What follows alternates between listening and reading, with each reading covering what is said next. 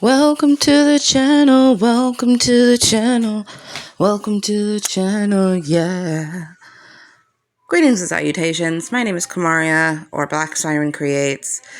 On this channel, we do videos on Mondays and Fridays. Mondays usually for journaling content. Fridays are usually bookish reading content. Today is kind of a combo. Honestly, I had a totally different video planned for today, but I changed my mind and deleted it. It had sensitive stuff, and I realized I was not ready to share the sensitive personal things, and so I decided, okay, let's do a mid-year reading journal flip through. I know it's late because it's August, but you know what? Better late than never, man. So right now I'm actually updating some of my mid-year stats that I forgot to write down in June. So just counting how many favorite books I had, because I've read, in June, I had gotten to 93 or 94 books. Right now, I'm at like 109.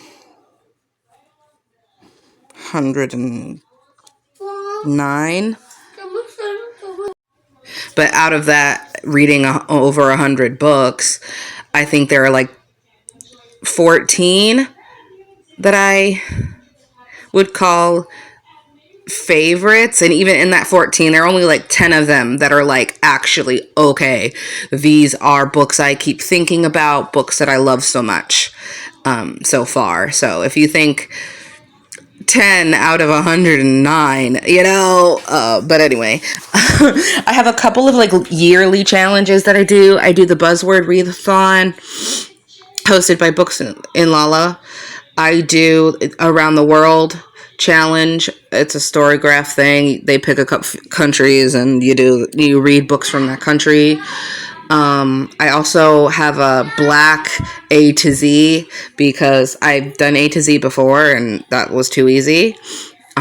So I'm doing a Black A to Z. So just books by Black authors, and the titles start with whatever letter.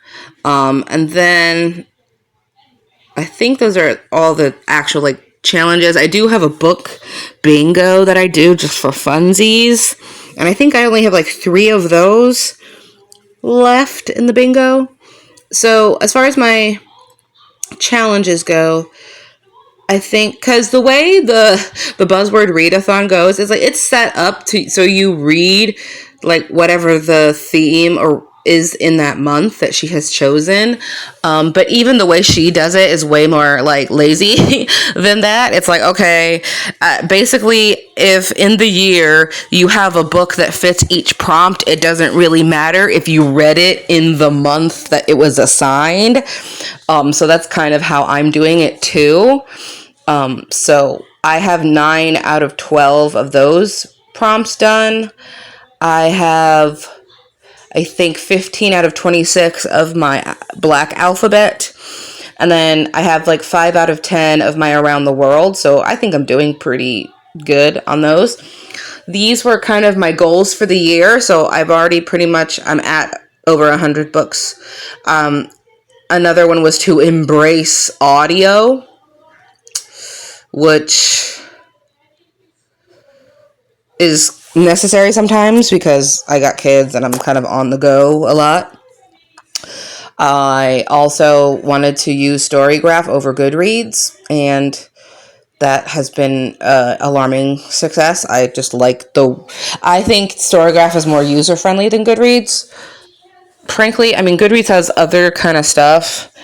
If you like that, it's just different strokes for different folks. I just think, and Storygraph was made and operated by a Black woman. So I'd rather support Storygraph than Goodreads, but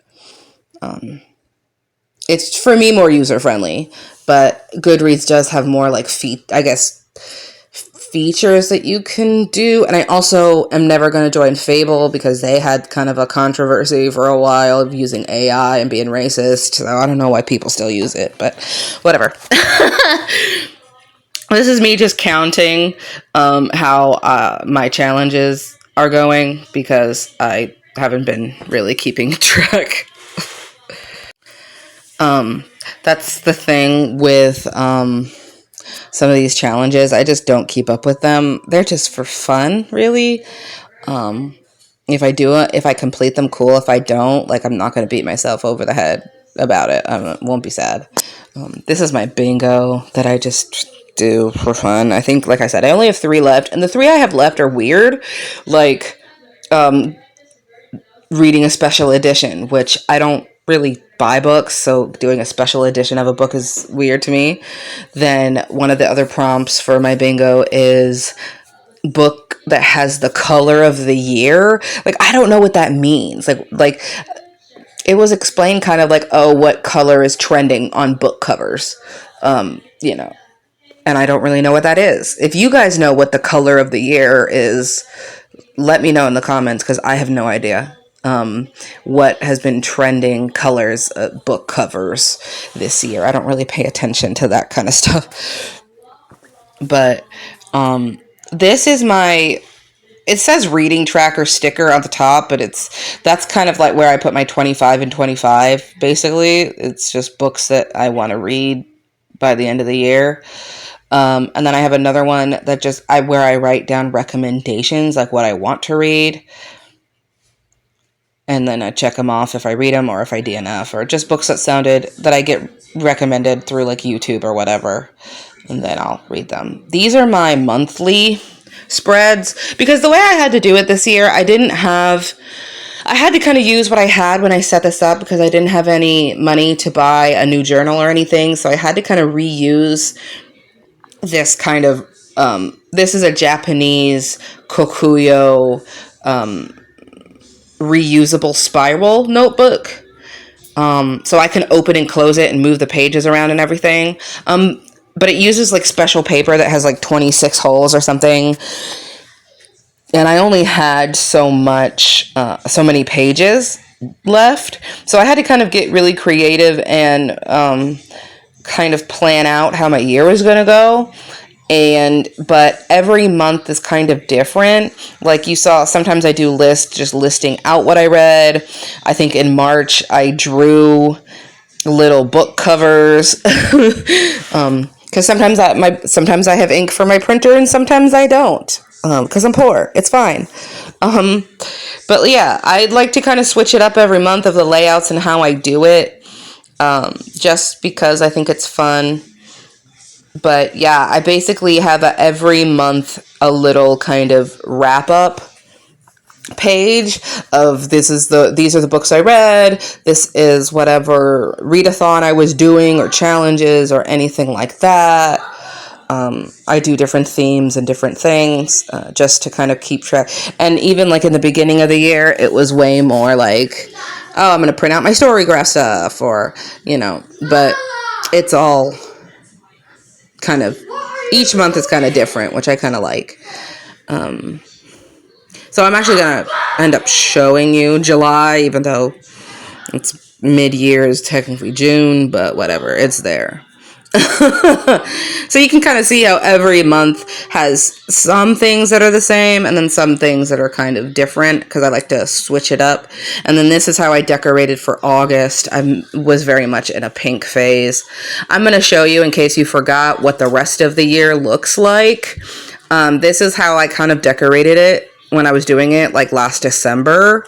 But I sometimes will change it up, or add a lot of decorations later on. But this is kind of how the rest of the year looks, as far as just the monthly wrap-up pages.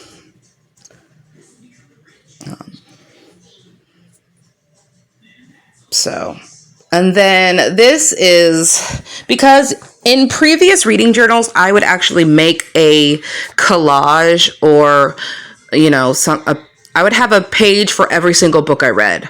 But since I read over 100 books every year, with the reading journal I'm using this year, I just didn't have that option. I didn't have enough pages. I didn't have enough, room to do that. So I was like, okay, you can only do collages for books that you really love, because like I said, I read a lot. And so I have a little tracker that has just my favorites. So like my shelfie. I don't have a designated spot to write every single book that I read on a shelf, because I think that's silly for me because I read so much. So my shelfie just has like my ultimate favorites of the year. And on that list right now, I have like 10. And then these are the collages for my favorite books. And sometimes, like, there's a couple of them that I kind of demoted. And I don't really consider them favorites of the year anymore. But at the time, they were, and I wanted to make a collage for them. But it's literally maybe 1 a month, 2 a month, maybe. So yeah, you'll see I have actually 14 collages that I'm going to show you of like my favorite books of the year. There's 14 of them, but only 10 of them I would say are actually favorites. Like Heavenly Tyrant and what is it? Adrift, Clean and Clear, whatever. Adrift and Currents, Clean and Clear. Like, I liked it, but I wouldn't say it was one of my favorites. But at the time, I really did like it. So it's just kind of looking back and realizing, okay, like this one, the Go Luck Yourself, that was more of like just a fun romance, not necessarily, I think about that book a lot and can put it up against some of the other books I have in there as being like top tier for me. But yeah, these are just some of and all of these collages are different too. Like some of these collages I made in Canva and just printed them out when I had ink. Some of them are like junk journal-y collages. Some of them have like my thoughts written out. Some of them don't. Most of them don't, honestly. Some of them I have drawings that I've drawn with my hand because I didn't have access to my printer. So they're all a little different, but still very much like collage-y, my style. I do have every intention of like writing down my thoughts about each book, but it just never ends up that way. I think I started in the beginning and then it just kind of devolved into just aesthetics only. So yeah, so those are some of this, you can't really see some of the titles, but that was for the Darius the Great is Not Okay duology. But yeah, I also, I'm going to just quickly flip through my Aurelium journal. I know I already did a flip through of this, but so this is a kind of a reading journal within the journal because I didn't have enough space. And I kind of decided to do this readathon late, so I didn't have any space for it in my journal. So I just kind of quickly made a junk journal for the magical readathon hosted by G over at Book Roast. And this readathon takes place 2 times a year. One, like there's a spring. It's like you're going to magic school and you read books. So you have a spring semester and a fall semester. And the fall semester is coming up in September. So I still have plenty of room to put that in there. And then I just kind of keep her in my reading journal because she's kind of a part of my reading journal without being a part of my reading journal. But that's all I got for you today, guys. Bye.